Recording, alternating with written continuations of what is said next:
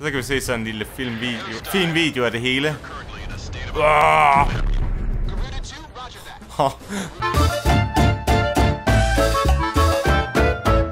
Halløjsa gutter og gudinder, og velkommen til Kevins om fredag. I dag der spiller vi Ace Combat 6 Fires of Liberation.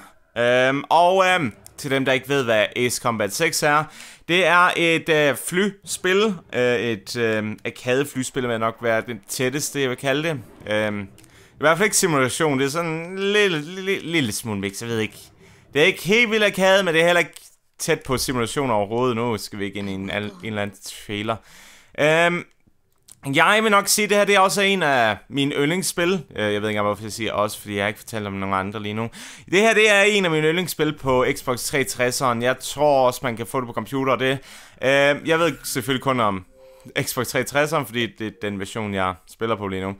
Og jeg vil sige, at det her spil har faktisk en rigtig god historie, efter min mening. Og at selve gameplaymæssigt er det også rigtig underholdende. Så jeg vil bare sige, at jeg kan bare anbefale spillet. Det er helt klart underholdende efter, igen, min mening, bla bla bla. Set out to save on, ja. Og som før sagt, det er et flyspil, så det er sådan cirka det, man behøver at vide. Normal. Sådan der. Så tror jeg, vi kommer ind. Håber jeg. Perhaps.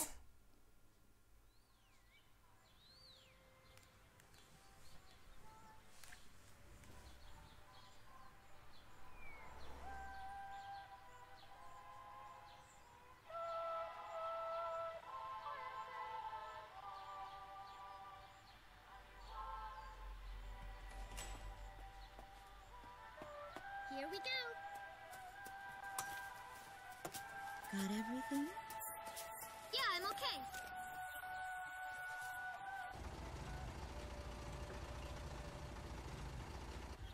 Here, honey, an offering for the king. See you later, Mom.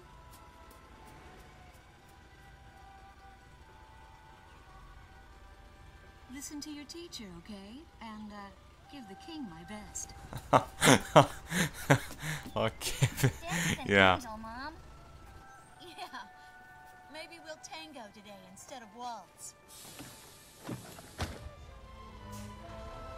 Jeg ved ikke. Sådan de der mundbevægelser der. Wow. Ja. Undskyld. My husband is an Air Force pilot and refers to fighter planes as angels. When he'd go on a mission that kept him away from home, I'd tell him in frustration to go dance with his angels. Matilda grew up hearing this, and now she uses it all the time. There's a nice view of the King's Bridge from our house.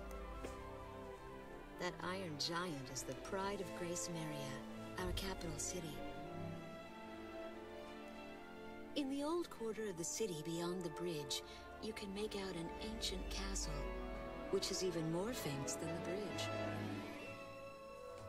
My daughter Matilda is going there on a field trip today.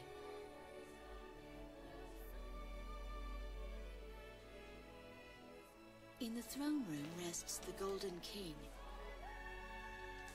He's been smiling for a good 600 years now. The king was a gentle person who was a bit on the small side, but he crafted a giant suit of armor that convinced his enemies to surrender without a single fight. Afterwards, they found such warmth in his smile that they bowed down to him in humility. Anyway, that's how the story goes. His smiling face still touches the hearts of our people. The very face my daughter and the others got on a bus to see this morning. The song on the radio seems to be a perfect match for the sunny weather.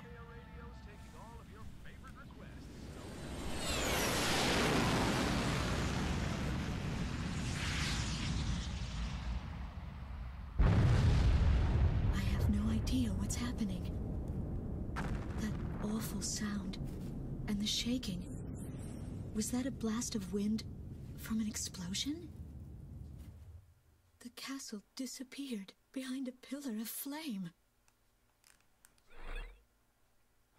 Ja. Jeg vil bare lige sige, at historien bliver bedre, jo længere ind man kommer. Det er ikke den eneste stemmeskuespiller. Jeg synes ikke, hun er den bedste af dem, der er der. Our capital city, Grace Maria, is under attack by unknown aircraft. Damage from the attacks is widespread throughout the city. All planes scramble and intercept all threats immediately. Ej. Så vi skal kæmpe imod alle de fine fly, der nu er. Det er Roger over, Commander over, bap.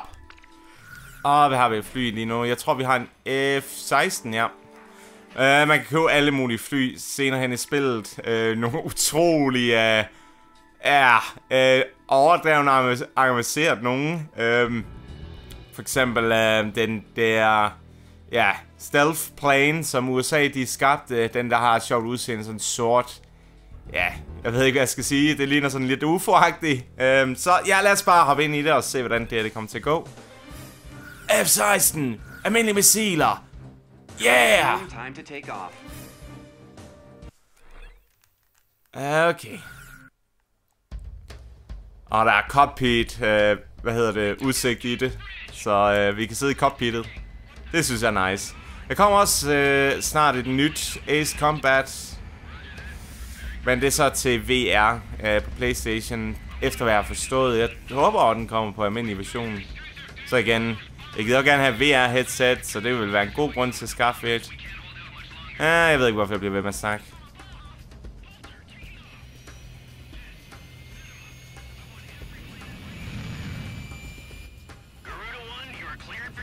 Garuda run!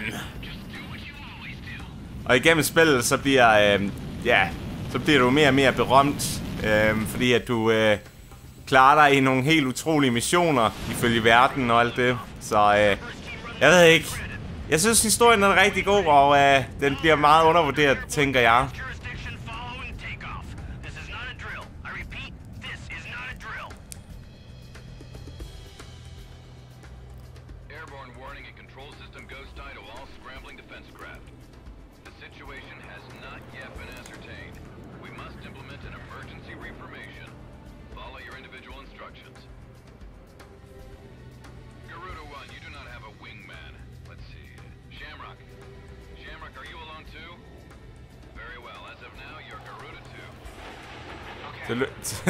Tillykke, Shamrock.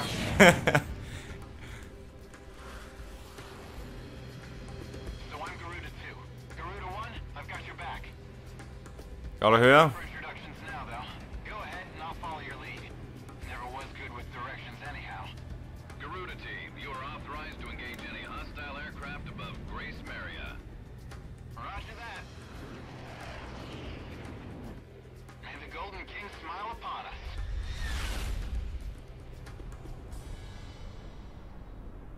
Okay.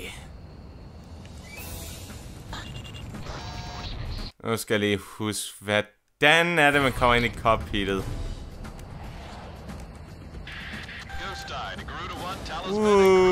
Der var det. We are currently in a state of emergency.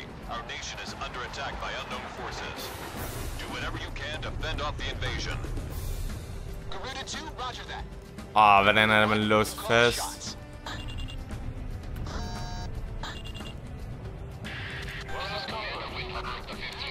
Jeg burde nok have spillet tutorial. Der var det.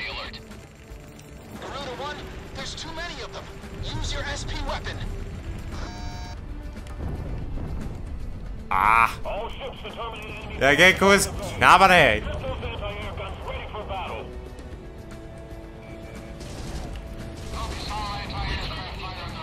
Den der. Okay, kom så rampen, perfekt. Okay, det er Y, der skifter mål, og så B, der skyder missiler af. A, det er maskinkanon. LT er brems, og RT er boost.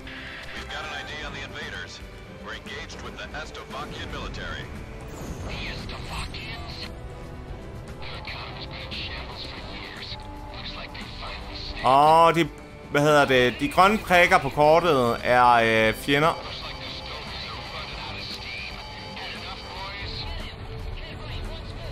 Okay, så undgik vi lige en missil. Godt, kom så, tættere. Kom nu, ram. Perfekt, godt. Så er der bare resten.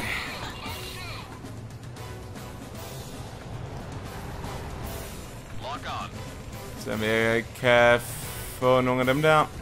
Vores target. Og er det 35, vi først kommer ind? Så er det 30.000. Mhm. Er det 25? Ja.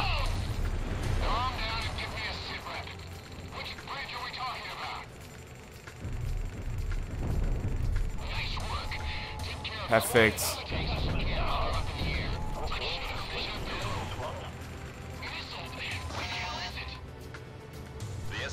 Threat level has been reduced.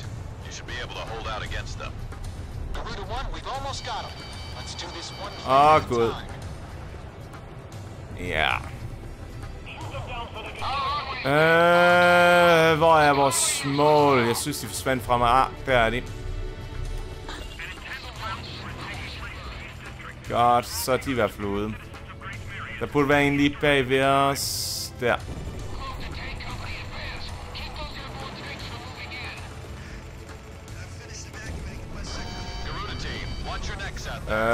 Okay.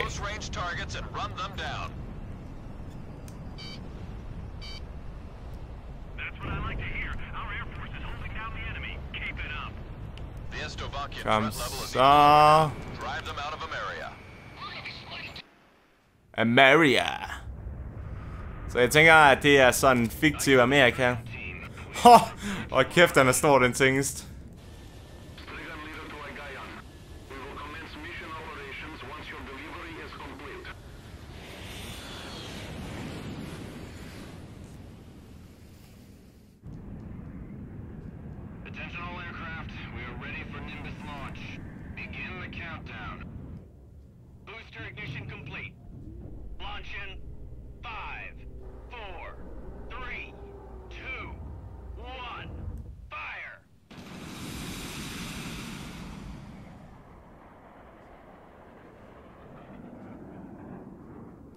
Okay. Engage the enemy at will following Nimbus impact.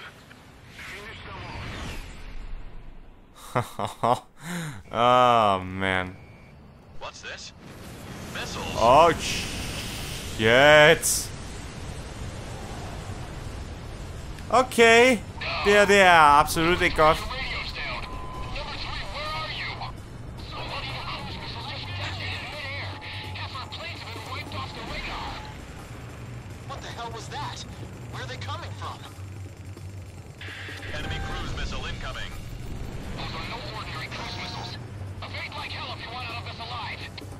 Aha. Så lad være med at blive skudt ned af faktisk sovdronen.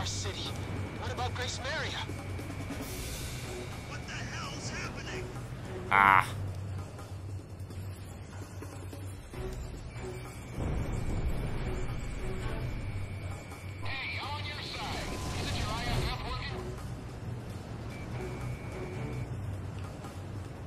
Der gik jeg lige forbi den. Tilbage igen på mål. Ah. Okay.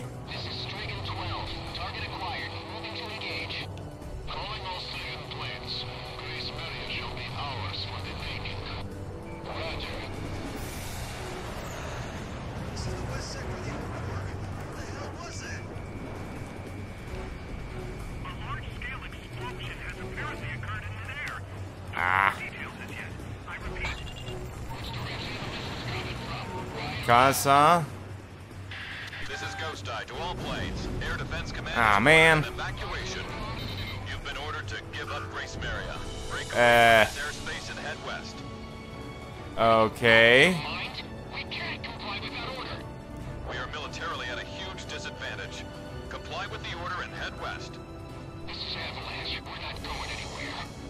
Listen. It's only temporary. The plan is to withdraw, meet up with all remaining forces from each area, then regroup for a counterattack. We can't afford to lose you.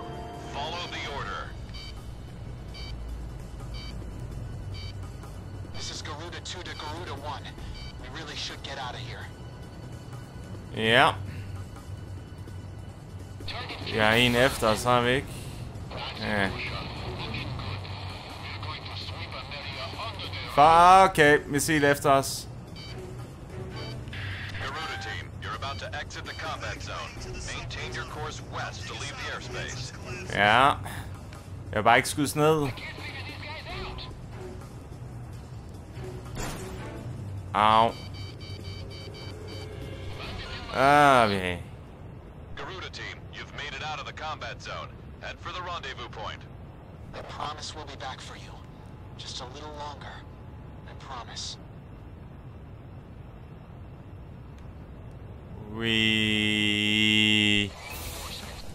Så kan vi se sådan en lille fin video af det hele. Currently in a state of Oh. Garuda 2, roger that. Garuda 1, you call the shots.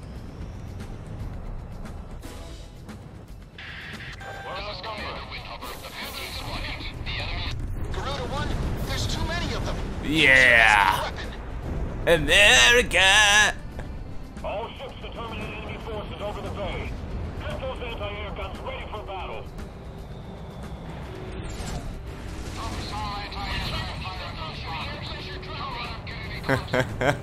Ja. Nå, videre. Jeg synes bare, det er over, man også kan se det.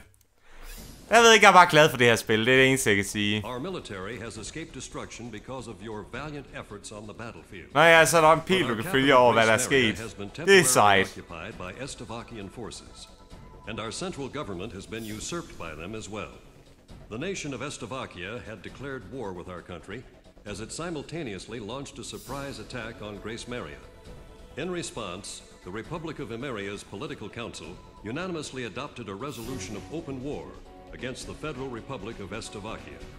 Our forces remaining on the Emerian mainland are still fighting in desperation to protect our country. Once our intelligence has been sorted and confirmed, the Republic of Emeria's armed forces must immediately regroup and counterattack against the Federal Republic of Estavakia.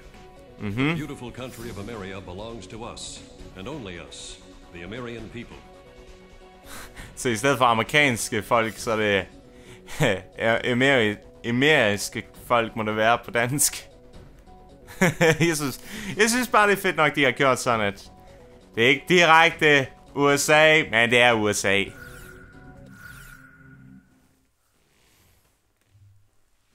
Fire and smoke rises from the city before me.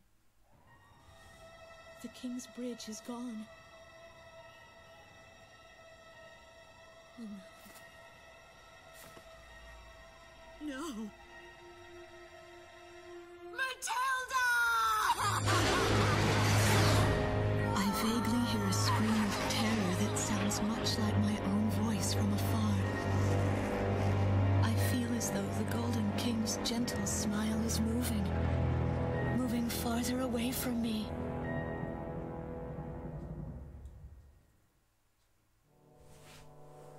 Every now and then, I tell my daughter the story of the night some years ago.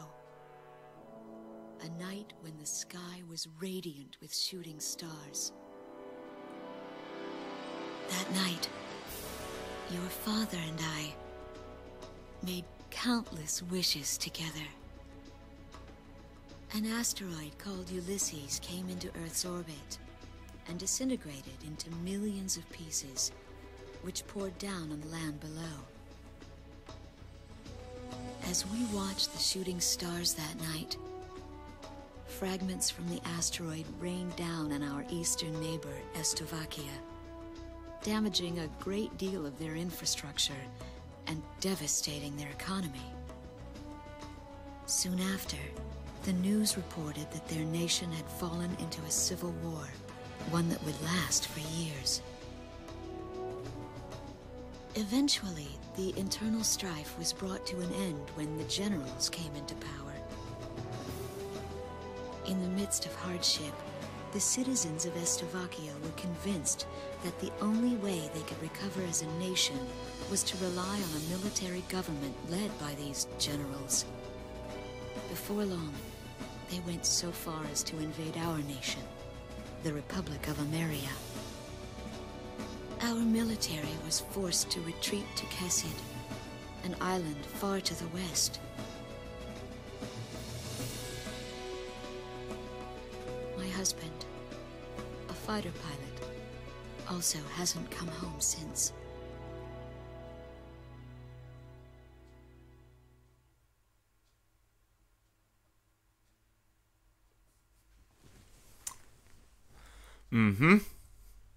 Ja, Så ved I det.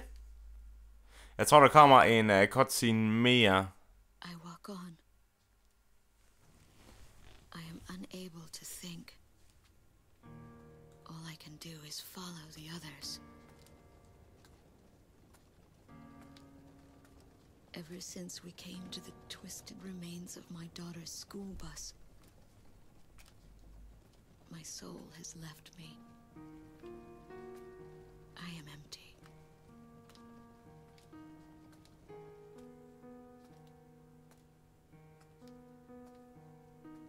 Some of our tanks are parked at the approach to the bridge. Let's pick up the pace, people! There's a train still running on the other side of the river. She goes all the way out to the edge of the border. We've got to blast this bridge before the enemy gets a hold of it. So move it or lose it, people! Here I see the wreckage of a jet that was shot down. On what's left of the nose, I can make out some writing. Melissa. It's my name. What a cruel twist of fate for me to see this. My pilot husband, who had left for work that day with the same loving look on his face as always. He had painted my name on his angel.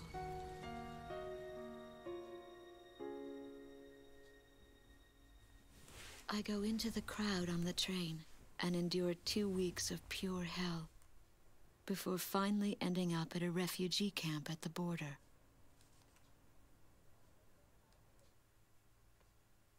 I don't know any of the names on the list. My compatriots, who have now become refugees, gather around a single radio to listen to the broadcast. Even though the station is broadcasting out of Gracemeria, occupying forces have taken complete control of the airwaves. The enemy must have completely overtaken our capital, Gracemeria.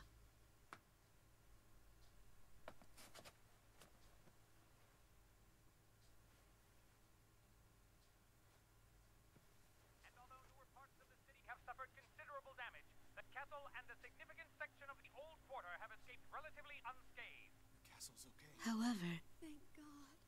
the announcer went on to say that our castle was robbed of countless antiquities that once were elaborately displayed in our castle.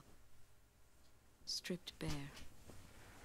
As the Estovakian military, it is our sworn duty to govern this crumbling nation and get it back on its feet, starting right here in Gracemeria. I found a group of street children in front of the central station here, where the area has literally been reduced to a slum. Step on up here, little girl. What do you have to say about all this? Go dance with the angels, mister. My ears were not deceiving me. That voice belonged to my daughter, Matilda. Jeg kan godt lide hendes far. Nå. Ja, men jeg tænker også, det er ved at være tid til at afslutte den her video. Så jeg håber, I har fundet den her video underholdende alle sammen. Jeg har egentlig ikke så meget at sige, så kage.